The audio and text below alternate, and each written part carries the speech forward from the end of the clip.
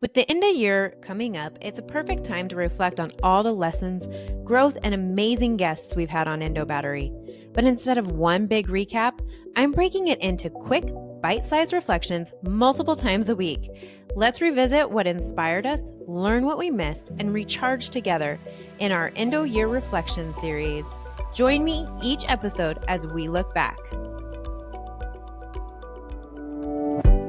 Welcome to Endo Battery, where I share my journey with endometriosis and chronic illness while learning and growing along the way. This podcast is not a substitute for medical advice, but a supportive space to provide community and valuable information so you never have to face this journey alone. We embrace a range of perspectives that may not always align with our own, believing that open dialogue helps us grow and gain new tools. Join me as I share stories of strength, resilience, and hope, from personal experiences to expert insights.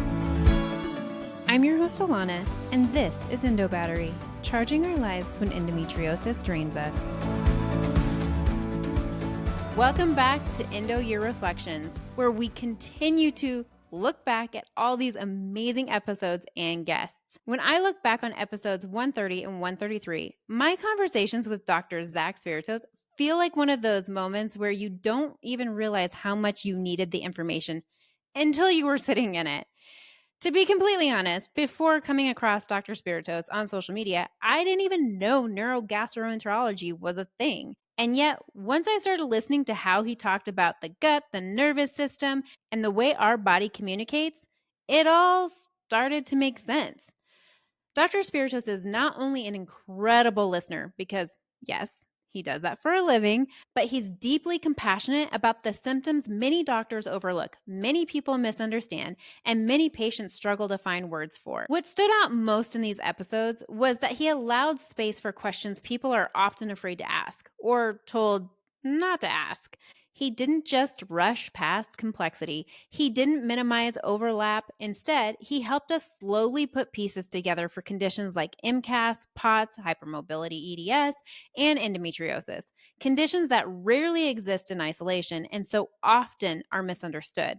And he didn't leave us alone to figure it out. Initially, when I first graduated and I was in practice, I took on a lot of IBS patients. I just happened to love taking care of that patient population. But then someone would say, you know, I have IBS, but all of a sudden, when I get up, my heart just races. That's not IBS. I think an antiquated view of that is like, oh, you're stressed, and stress causes anxiety, and stress causes palpitations.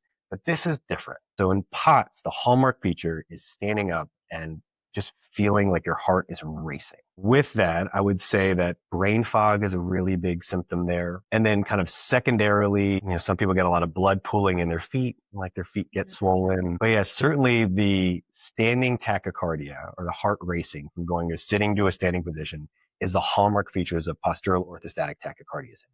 But they also may have a lot of GI symptoms, getting full early, tons of bloating, loose stools, conversely constipation. So the POTS GI symptom doesn't really follow any specific rule book, unfortunately. Yeah. Okay, so mast cell activation syndrome and of course this can be linked with POTS too. So when I'm talking to one of these patients, I'm asking all these questions. I'm screening for every one of these things to see if we can kind of piece this together. But the hallmark feature of mast cell activation syndrome is probably skin manifestations, so itching, rashes, secondarily kind of ears, nose, and throat issues, rhinorrhea, like eyes watering for like no good reason. And then GI symptoms are kind of probably come in third there, and that's bloating, diarrhea, lots of heartburn, and someone who like shouldn't get heartburn. Heartburn traditionally affects people who are, a little bit older, have their BMIs are probably closer to 30. Like we see these young women who are 22, 23 with rip-roaring heartburn. I'm like, that ain't GERD. It just doesn't make any sense. And that's MCAS. So that's where, so just like without getting too into the nitty-gritty of the pathophysiology of MCAS, but these mast cells are just very twitchy. They're intended to be selectively defensive against certain pathogens that our body doesn't like mold. If anybody's in North Carolina like me, just the pollen is insane. So mast cells are supposed to be acting up now.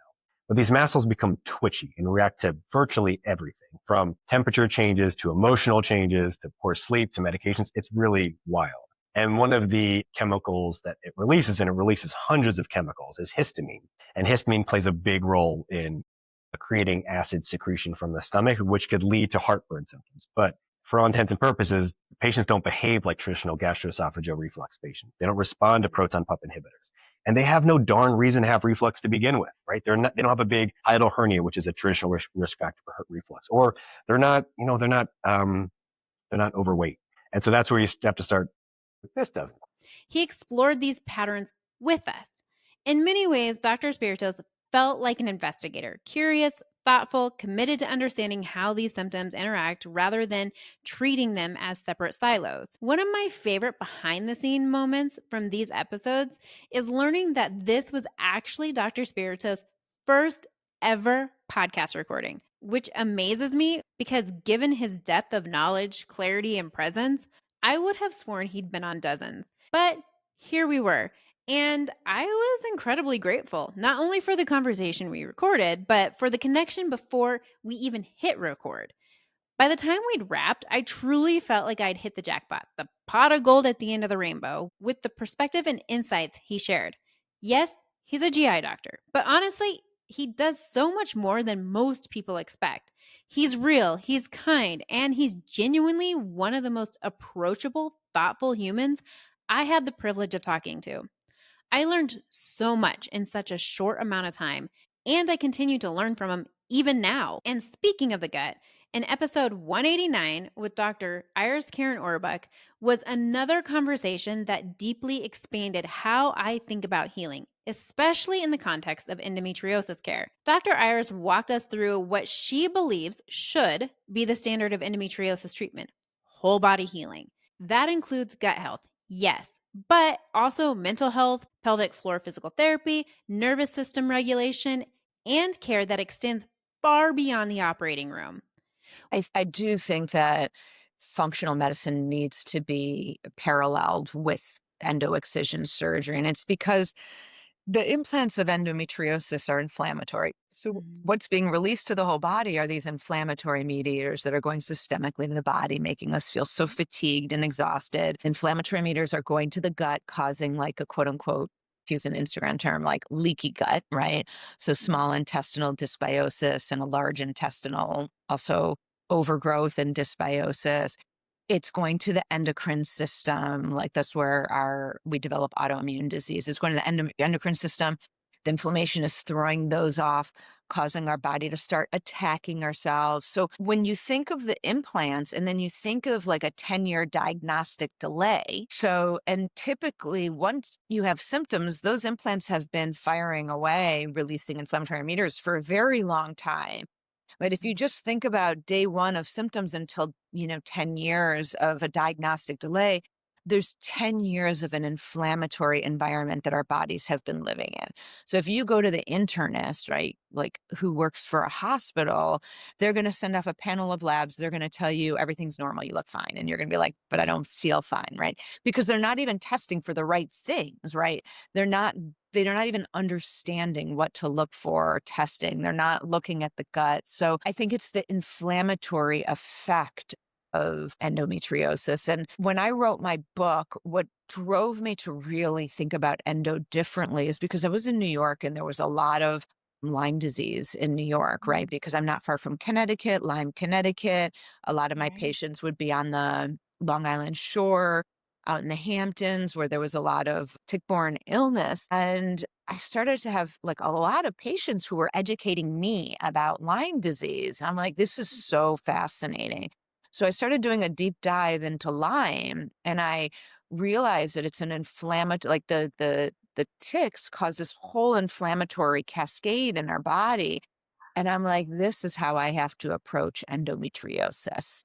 And that's sort of what drove me to then further go from the inside out in terms of treating endometriosis. Obviously, coupled with excision of endo. Excision of endo is still the gold standard. We need excision. But when you're 10 years into anything, right? I don't care if you're 10 years into not exercising, right? You can't work with a trainer for 4 weeks and expect to like have a habit of exercising, right? If you ate poorly or restricted your eating for 10 years, right? Because you had tummy aches or food hurt, you thought that you're allergic to a lot of things, that restriction has led to such microbiome imbalances that it's going to take time to fix these things. So we need to cut out the implants and undo the inflammatory component of the disease. What she shared was powerful. The work done before surgery often makes surgery more successful and recovery significantly easier afterwards.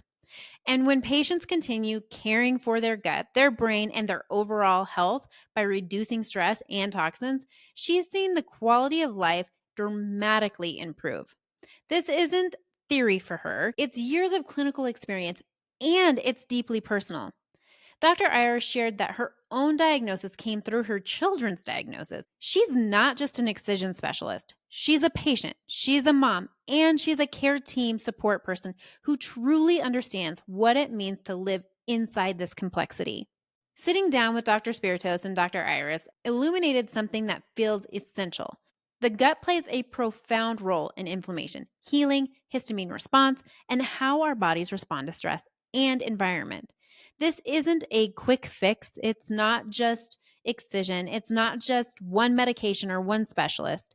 It's a bigger picture. How our bodies respond to the world, how supported our systems feel, and how kind we are to ourselves along the way. And here's your gift for your survival guide kit this holiday season. You don't have to explain your illness, especially to Uncle Opinions, because Lord knows they're probably not going to understand it anyway. You don't need to explain it. It is what it is, and that's okay. I truly hope these episodes helped you because I know how many questions I've received about GI symptoms, excision, inflammation, and healing that doesn't fit neatly into one box. I know they helped me. I walked away more informed, more empowered, and more confident in my own care. And I'm incredibly thankful for providers like Dr. Spiritos and Dr. Iris, people who are changing the trajectory of patient-centered care and reminding us that healing is layered, complex, and deeply human. As we continue reflecting back through the year, I hope you'll listen with fresh ears and gentle curiosity. You may hear something differently now, you may catch a moment you missed before, and you may discover that an episode from months ago holds exactly what you need today. Thank you for continuing to come back to these conversations, for learning, for reflecting, and for honoring your body with compassion. We'll keep moving forward together, one thoughtful, honest conversation at a time. Until next time, continue advocating for you and for others.